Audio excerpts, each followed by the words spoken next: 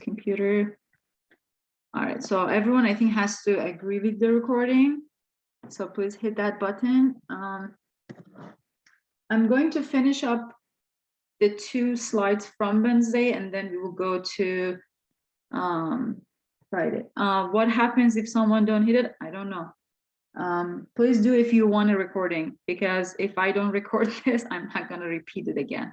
All of your images, most of you are not on, so I don't think there's a problem. If they don't hit, it kicks them out. Okay, great. Okay, so the responsibility is on the student, not me. All right, so one thing I wanted to talk about is I graded your class participation, even though I gave you the solution. I said you can post whatever is on the slide. This one I'm talking about. So some of you, when you posted your solutions, you didn't show this area as the solution. This like the green and the highlighted green area. Some of you did this. Anything in between this area you said is the solution. That's not correct. That's one of the conditions. That's only for the condition that zeta is greater than 0.45. You have to consider all the conditions. So from this rise time, we found a value for omega n, right? Omega n was that circle. So anything that overlaps.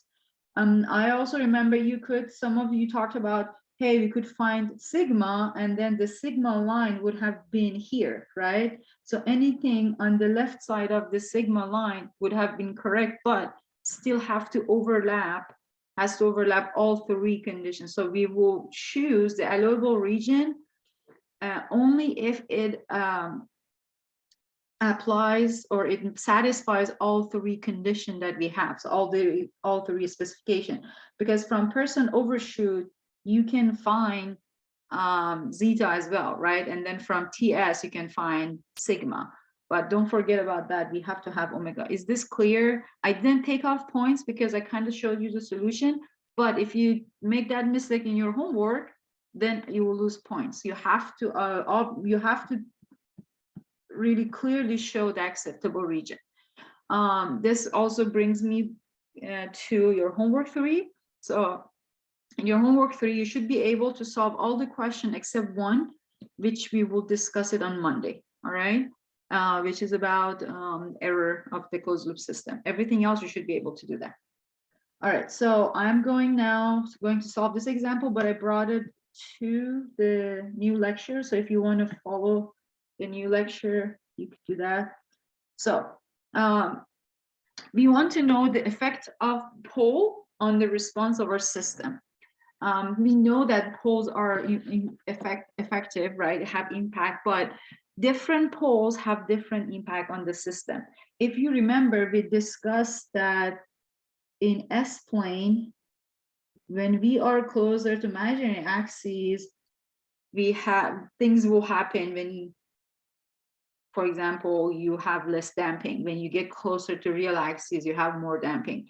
Also, getting close to imaginary axes, like if you increase your sigma, your I think your rise time will increase, right? So decrease. So we want to know, if we look at a transfer function and look at the pole of the system, can we say more things about that system or not?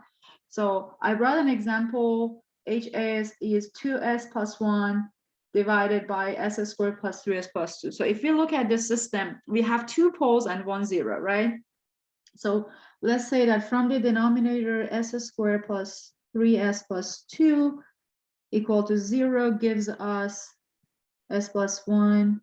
I try to put a squiggly mark on my s's so you can see. So this gives us s -1 and -2, right? So I have 2 poles, both on the left half side, and then from the numerator, from 2s plus 1. So this is for pole. For my 0, just in case, I'm just showing the 0 equal to 0. So s is -1/2, right? So if I wanted to show this, here would be -1, here is -2, and then my 0 gonna be somewhere here, right? So this system has 2 poles on the left-hand side, left half side. So this system is stable. Now we want to know what's the difference between this -1 pole and -2 pole. Basically, which one is more dominant? Which one is going to impact our system more? Looking at the transfer function, this is not in our standard second order format, right? So I can write this transfer function as -1 over s plus 1 plus 3 over s plus 2. So this comes from that the expansion thing that we talked about before. But let's say that we know this is two first order system in parallel, right? You add the transfer functions. So our time domain response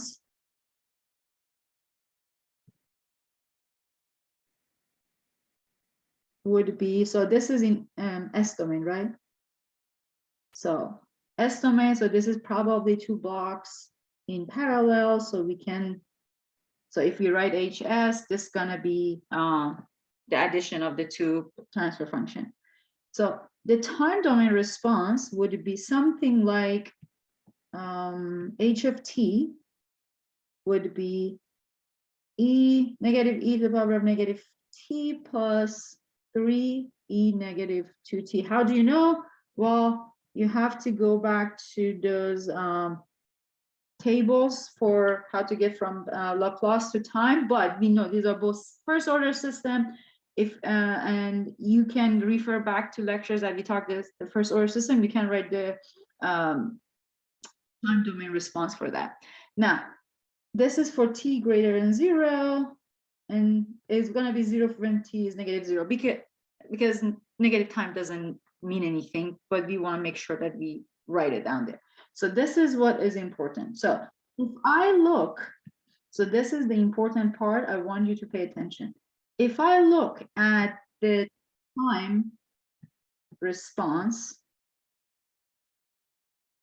so if it was time y of t, again, here I'm in time domain, right?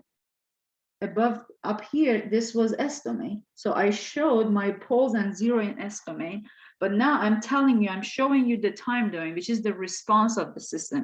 Time domain is something that we experience. If you draw the time domain, you basically put time 0 and then find this h of 0, time 1, h of 1, and connect all these points together. So let's say 1, 2, I try to draw it as accurate as I can. The response would look something like this. Okay, you'll see that in the response you have a quick drop, let's say, of your function of your system, and then it slightly settles to its final value. So if you look at the S domain, we will call this our fast pole. Okay, this is what's important here. This fast pole causes this sharp response. Then we have a slow pole. This slow pole causes this slower response. What's in the chat? Do I need to look at it? No, Connor just said that his PC is about to die and he doesn't have a charger. And I tried to ask him if he could join on his phone, but now I can't send it because he's not in the class anymore. He can come back and you can let him back in. So okay. Thank you. So we can have the different poles of our system have different impact on the response. So that's why it's important to understand where are our poles on our S domain region, because then we can predict the behavior of our system, the response of our system. So the farther the pole gets from the imaginary axis, the more dominant it becomes, but it shouldn't be too far. Sometimes when it's too far, it doesn't have as much of an impact, right? So you would learn these more by looking at different examples. Every time that you're plotting a step response, of a system, you want to look at where the poles were, sorry, and how the system is responding. Then find the relationship between the poles and the response. So you can find which one's your fast pole, which one your slow pole. Both of these have the impact on our system, but the fast pole, which is basically this guy, is the fast pole, right? It's the negative 2t. It causes the system to drop faster, to respond faster. And after that, the other pole is taking over. All right. So from S domain, again, from our pole and zero, we can tell more than just if the system is stable or not. We can predict the behavior of our system. Does that make sense? Yeah, those are my dogs. I don't know if you're hearing them or not. Yes. Okay. No, they're not happy to lecture. Someone came by the door. All right. So this is the impact of poles on the system, other than just being stable or not stable. Now, so far we just discussed the impacts of pole. Usually we only look at the poles, but there are occasions and cases that we want to look at the zeros of our system as well. So I've given you two transfer functions. Tell me what's the difference between these two transfer functions and what are their similarities. You can type in the chat. See how many of you are listening and how many of you are not behind the computer.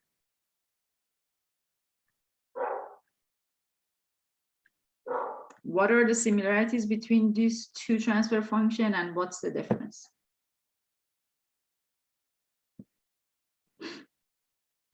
Same poles.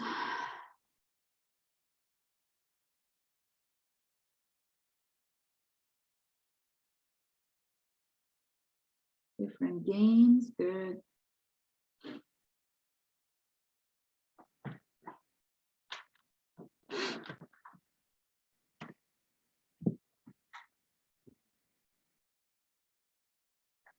One has a zero, the other one does not. Okay, right.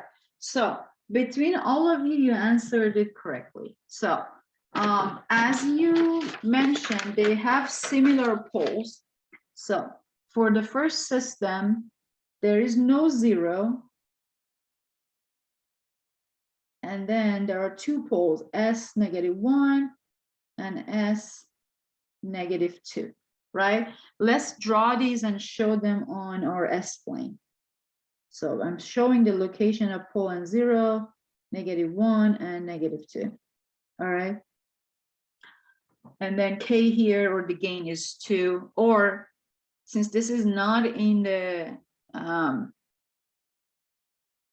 second order format, if you can split them and you'll see that there will be two first order systems. So this is actually 2 over S plus 1 minus 2 over S plus 2.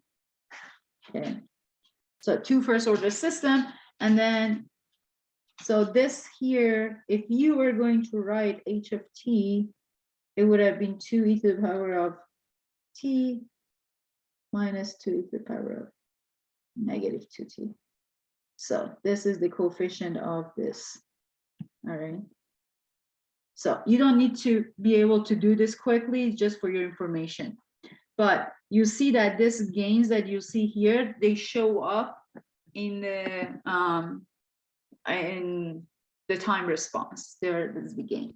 Now the other system has a 0 at -1.1 and the same poles, -1 and -2. Now if we plot this one in S domain, so I'm going to show with the same color, -1, -2.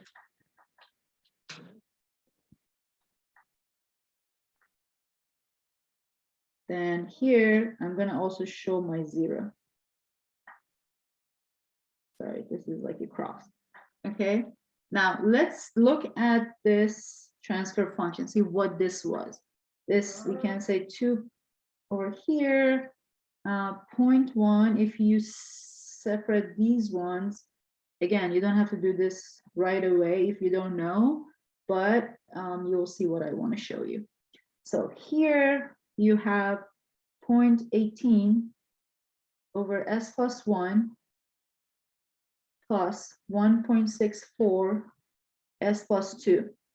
So what this 0 did is that it changed this coefficient of our exponential term in our time domain response. This causes the system to act differently. So whenever a 0 is placed close to a pole, it will almost cancel the effect of that pole. All right, so when we are looking at the response of a system, the response will be different because this pole at -1 would not have that effect as if it was in the first transfer function. Now, if this 0 was exactly at -1, what would happen? Anybody has any idea?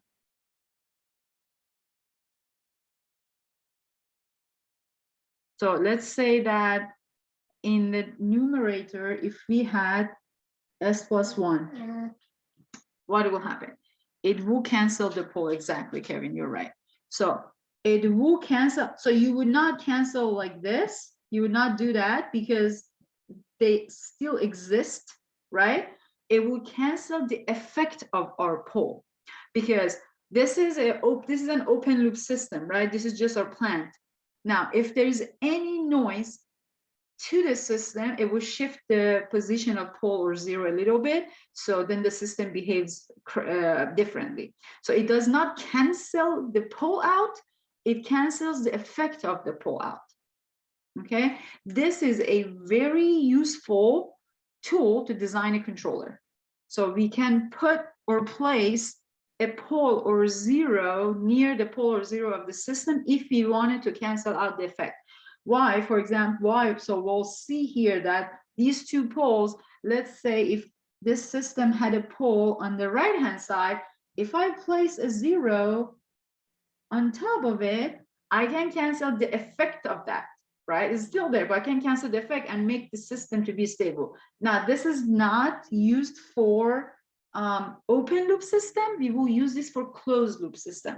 So whenever we find the transfer function of our closed loop system, then if there is a pole that we don't like where it is, we will add a 0 either on top of it or near it to change the way that the system behaves. So now let's say, well, why do we have a pole somewhere in a system that we don't like? So think about the plant of a system. Think about a DC motor or a sensor, right? When you write the transfer function, there's gonna be a pole somewhere. That's the characteristic of your system, right? So if you're not happy with the way it is, you can design your controller such a way that manipulates that the location of the pole, or not the location per se, the impact of that pole. So let me read the chat. I might have missed something, but why is the first system subtracted and the second added? Which one? Isaac, which slide are you talking about? Are you talking about this? I think he's talking about down, like the slide you were on, like how h1 of s is equal to 2 minus 2 over the other one, and the other one's h2. Oh, slide, yeah, slide. This is Slide partial 3. fraction. When you combine them together, it will. That's how it looks like. Yeah, it comes from partial fraction. You remember we solved one, a over s plus 1 plus b over something, and then you have to put them equal, and then you find the coefficients from there. Yeah, it's not because of the 0. It's coming from the partial fraction. The second term might be negative 1.64. Yeah. So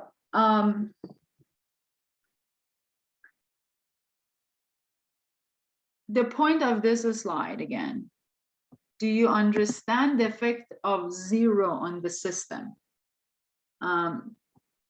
Wilson, did I answer your question?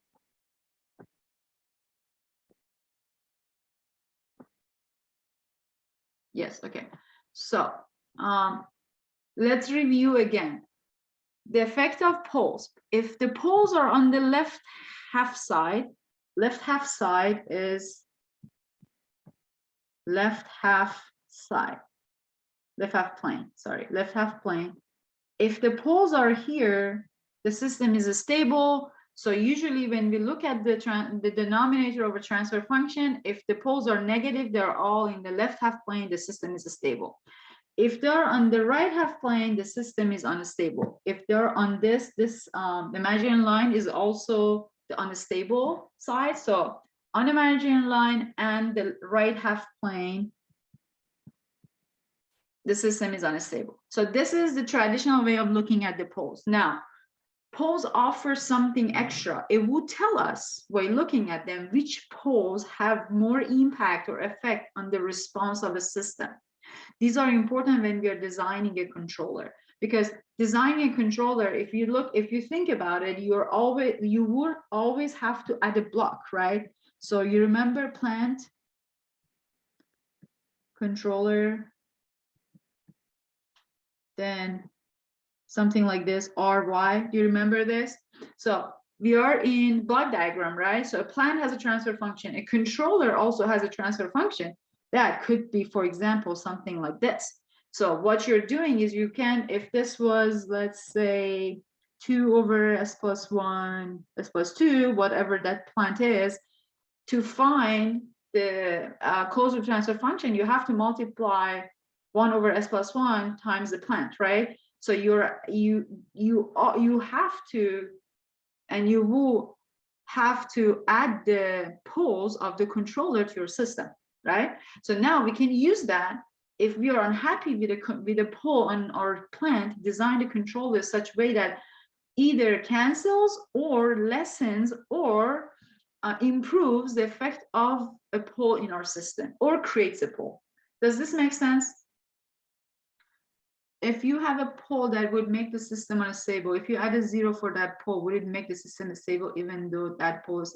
Yes. So Alex, is good question. It does that, but we don't do it for an open loop system. What does it mean to have an open loop system? So your plant itself, if you only consider the plant on its own, what's the pole of that?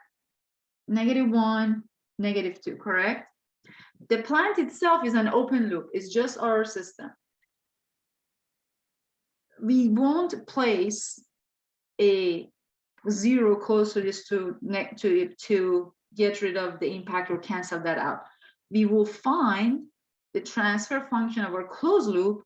Then we will add a 0 to where we want to cancel the effect of the pole.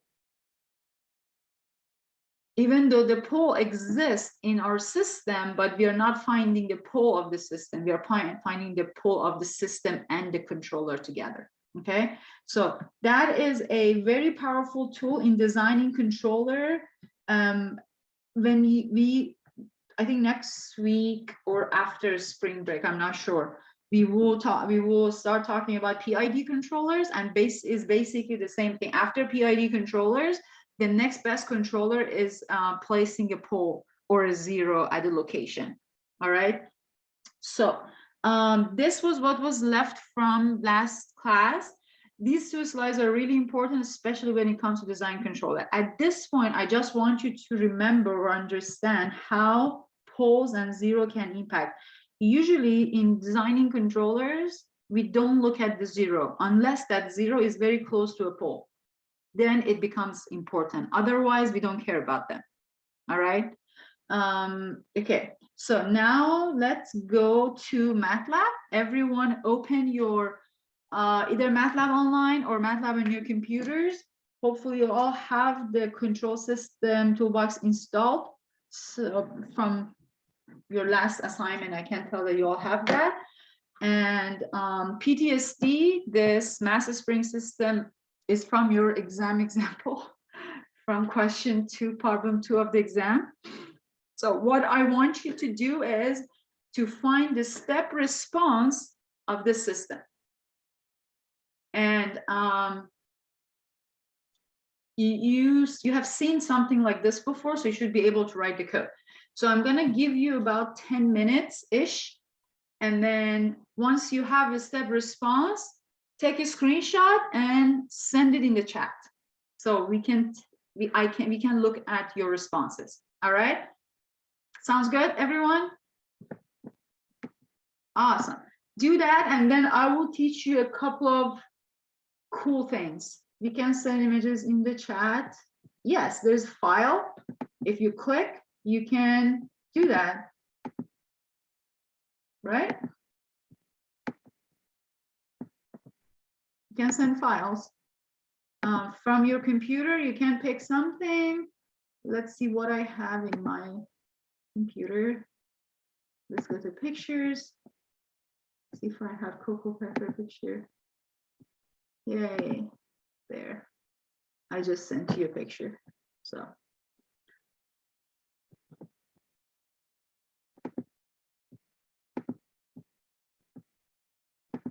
Yeah. Should be able to do that. You can also send in Discord. We can check that as well. Doesn't matter. Either way is fine.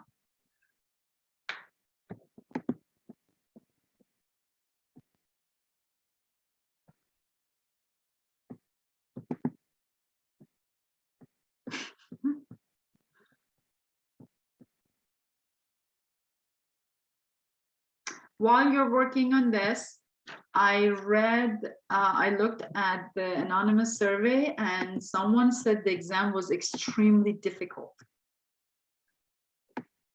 Bad news or good news, the exam was not extremely difficult. This was a fair exam. This exam could have been very difficult.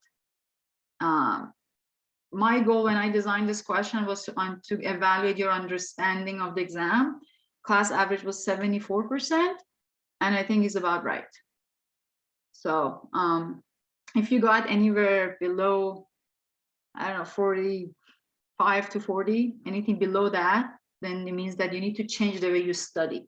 It doesn't mean you, I would say you just have to change the way you study. I won't say how much you know or you don't know, but this is a course that you need to understand the basic and fundamentals. Otherwise, it doesn't matter how many examples you see, you will not be able to actually use this knowledge in real life. Okay, you can get an A, but you might not be able to actually use it in real life. My goal is for you to be able to use it in real life. No,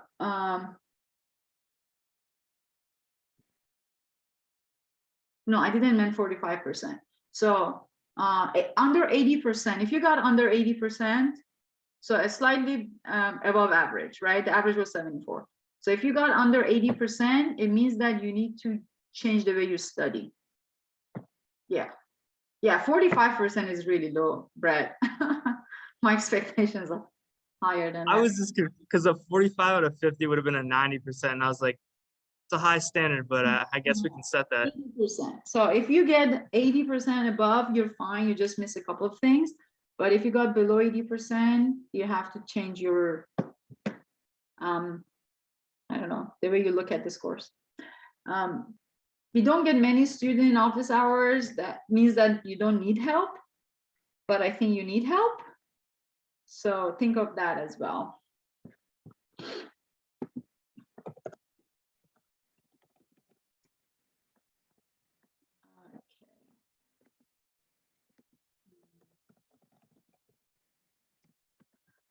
Do we have anything in Discord yet? Well, I was talking, so everyone's probably listening to me.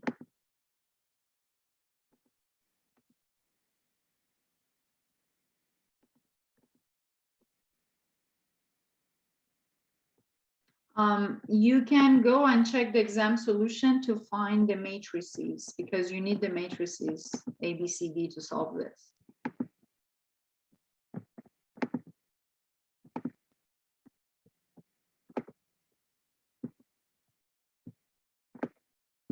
You see, Brett, that's the problem with online classroom. I can tell who's working on it. So I'm going to be waiting for 10 minutes and I wouldn't know if someone is working on this example. So we need to figure something for that.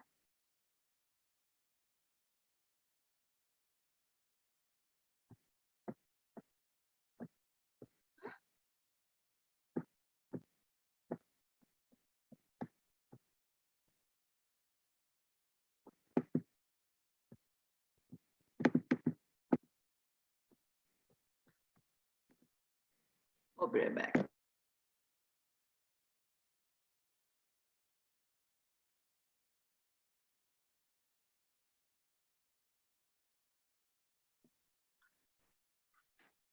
While everybody's working, this is Coco. Hi, Coco. Come here, Coco. Up, up, up, up here. Say hi. Hi. Hello, everyone. This is Coco. She's very brown. And Pepper is too lazy to come here. She's sleeping. Coco is very adorable. Yes, she is very kind. She's the kindest dog I know.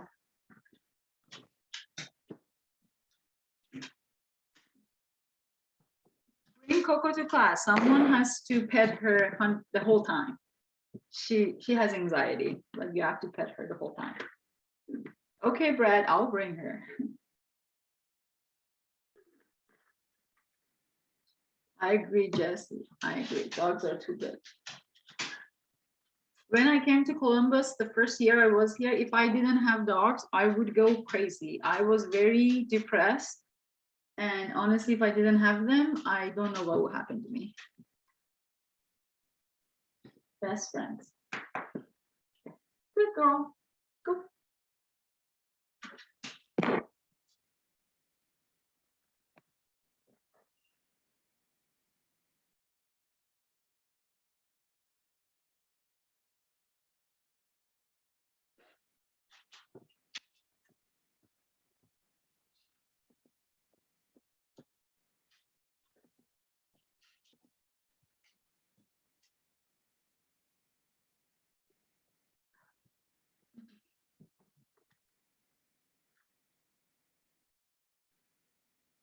So things that you need to do for this, you need to define your time for simulation.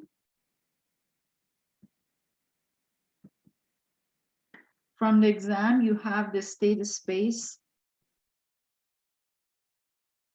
equations, right? So from the exam, you have A and B. What would you do for C and D?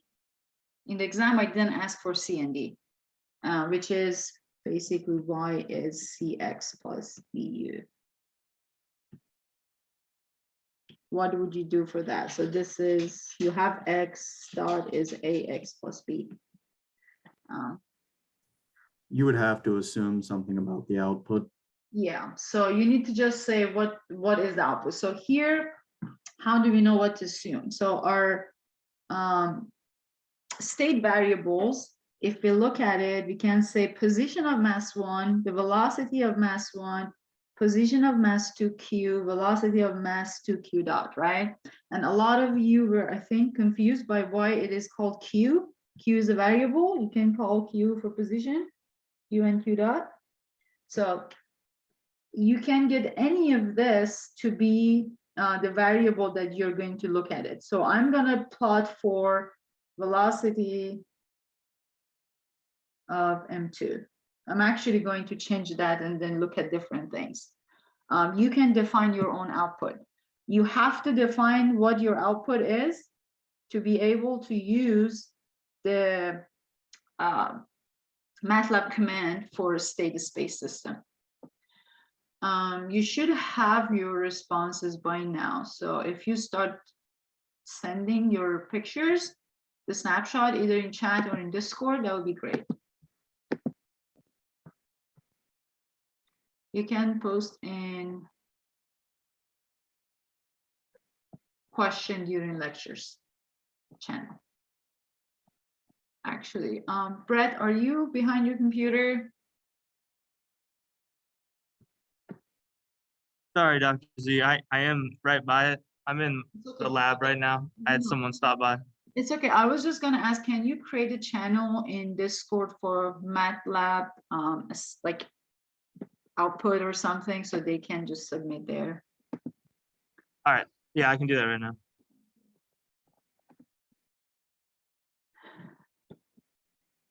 Okay, Julia, what did you look at? What is your output?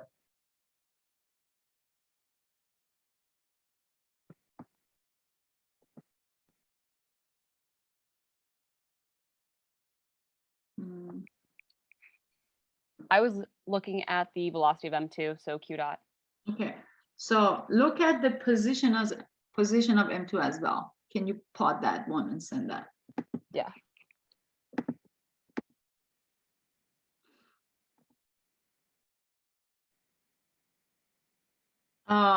Octavian, what is the one that you plotted?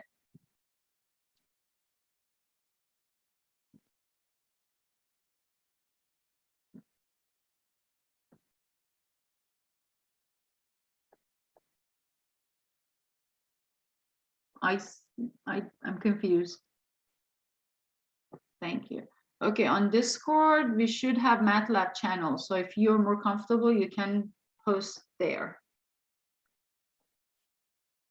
for Discord users. Yeah, I know where is wrong. I think you plotted the previous assignment, Octavian. That looks like that one.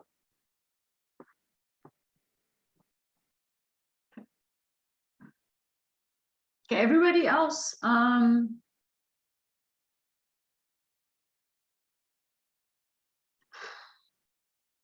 don't think Zoom is gonna work for MATLAB.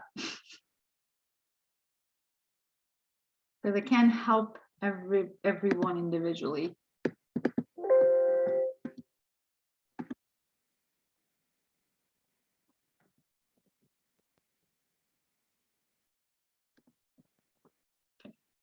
How do we do the CX plus DU? Good question. So Seth, do you remember what was the command for creating a state space system in MATLAB?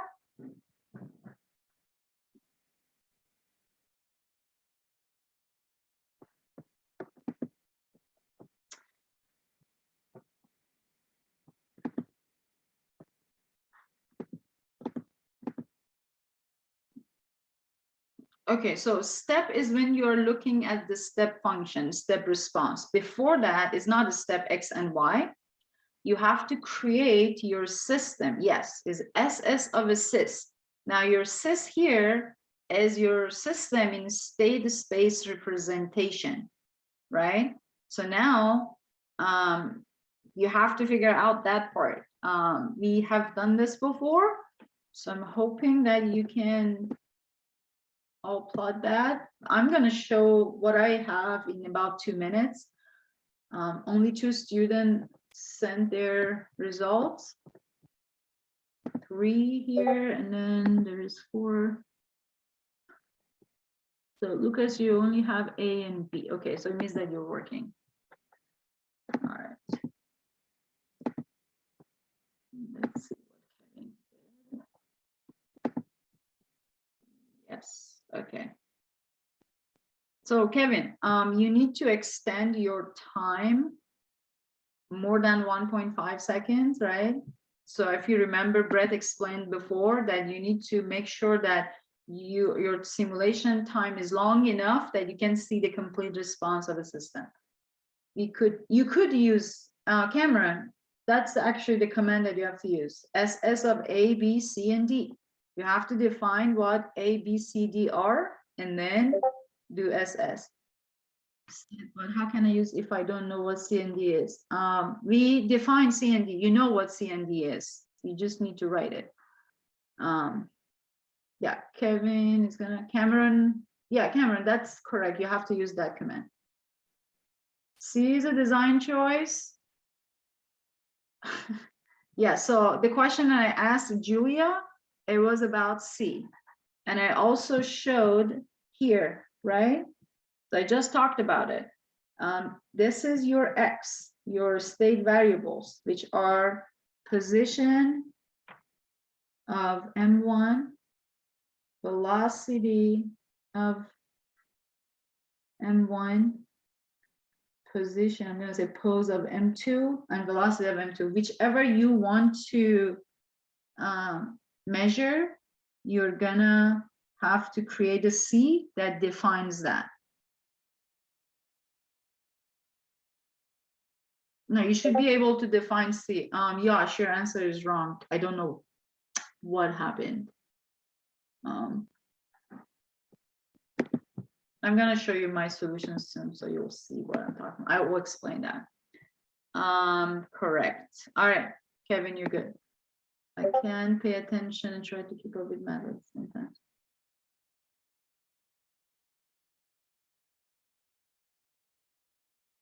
Cameron, correct. What time should we set to if it is too low? You decide. Everybody just listen. You are the engineers, right? You decide what your time is. You can go 2 seconds, 5 seconds, 10 seconds, and see how your simulation, you're just simulating. Change your time until it's good enough for you. Okay, so I'm going to show my screen and discuss what I have. And you can still work on it. I have a couple of very useful MATLAB commands that I want to show everyone. So let's first look at my solution. What is this? This is a chat. Does everybody see my screen that is MATLAB? Can someone say yes or no?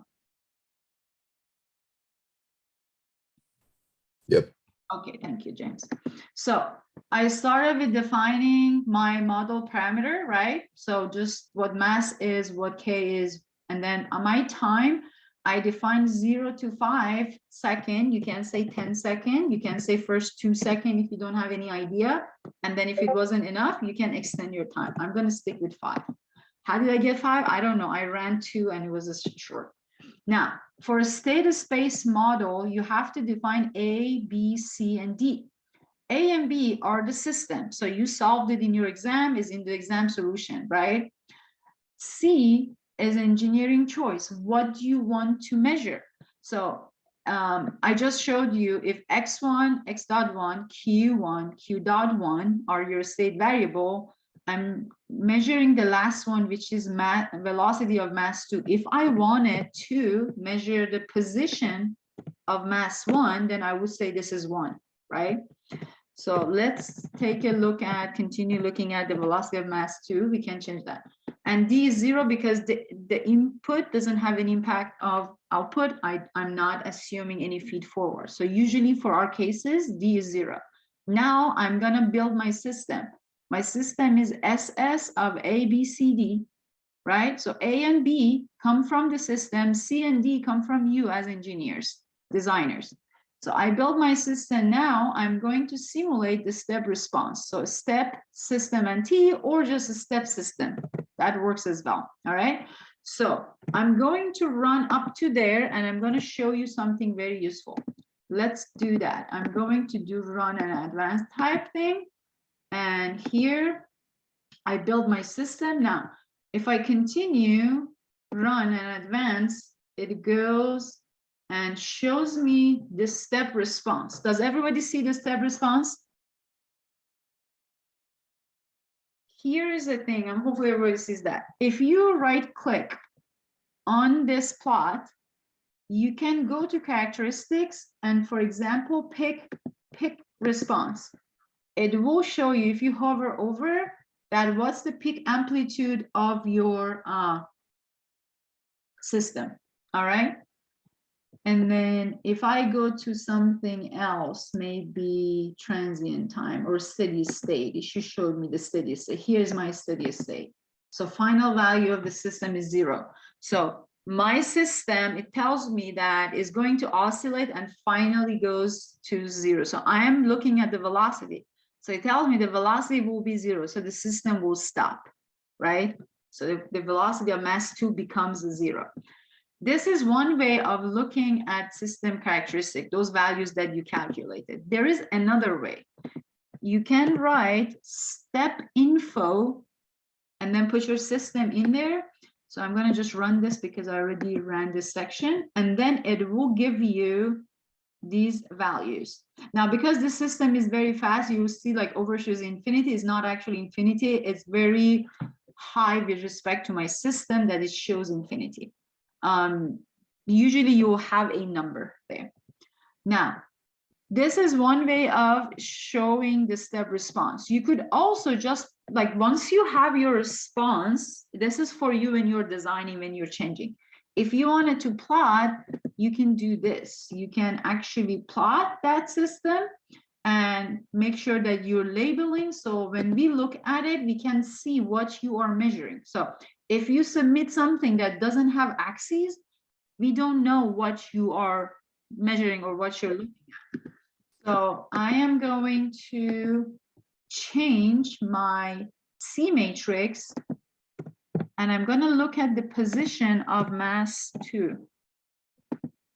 I'm going to run this again.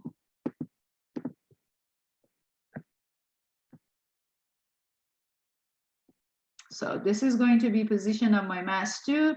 So it tells me that mass 2, like my system is coming to a halt, right? So everything will go back to its own place. So using a step info is very useful because it tells you all the settling time and rise time and overshoot and peak time that you already know how to calculate by hand. All right. So that's just an example. Now, let me see what's going on in the chat. Is it just submissions or we have questions? There was a problem with the dimensions of the matrices. But I explained C and D C needs to be 1/4, D is scalar. Yeah, you need to, so so make sure that your B and C match. So 1/4 and 4/1 are different, right? So make sure when you're writing that in MATLAB. So here I just used like transpose and fix it. Otherwise, you have to make sure that it has 4 rows, right? So mathematically, it has to make sense for MATLAB to be able to do it. Now, I want to give you a couple of good like MATLAB commands to use. So this might not actually be part of the lecture. I don't know if I added or not. So first of all, if you remember, so look at this first top one. We always use numerator and denominator and TF to create a transfer function, right? We can create a transfer function variable called S. S is TF of S. So I'm introducing this S as being the transfer function, have transfer function characteristics. And then I can write my transfer function as it is, as I see. So if you had something that was long, you don't want to convert it to numerator denominator, you can just directly do that. So this is very useful. But remember, the variable S in this code, until you clear it out, is going to remain as a transfer function variable. All right. The next thing is that you can create transfer functions from zeros, poles, and gains. Let's say that you want to create a transfer function that has a pole at, I don't know, -1, has a 0 at some imaginary numbers, and then has a gain of 5 or 6. So you can create 3 vectors for those z, p, and k, and use the command zpk to create your transfer function. So I'm going to run this. So let me go here and run section by section. So the first one, create s over s plus 2 plus 3s plus 2. I didn't use, so I just use the variable s. The next thing that I told you about is zpk. You can create this transfer function if you knew where your poles and zeros are and what gain you want to give. So you don't specifically don't know how your transfer function look like. You just know some information about pole 0. So this is another useful way of creating transfer functions. All right. So these two useful when you're creating transfer function. Now, MATLAB also has symbolic math. So this last 2 things are separate. It's just for your information. You can use sims and then introduce a variable, and after that MATLAB will treat that as a variable. So if I run here sims k and then I call x k plus 1, if you see in the command window, x is k plus 1. So if you wanted to solve variables, you know, in your assignments and check if your calculations are right, you could use this. So k here is a variable until you clear it out. That's why I always have clear at the top, because I want to clear out things that I assign a variable type to them. The other one, you can use MATLAB symbolic to create vectors. So I'm going to run this one. And if you look at the command window, the first one gives me a vector of A, A1, A2, A3, A4. They're all symbols, like they're all variables. I can put different values in A1, A2, and A3, and 4. I can also create X1, X2, X3. If you wanted to do this, you just use %D. So it will put that in there. So these two are also useful when you're working with vectors and you are using, like, you want to use variables. You don't have numbers to work with. Does that make sense? Yes, no? Okay, so we have, well, we're out of time. So that's about it. This last piece that I told you is not in the lecture, it's for your information. So it's always in this video. Take a note. You can use it in your code from now on if you want it. And don't forget to do your class participation. It's due by Monday class time, and I see you on Monday. No password for the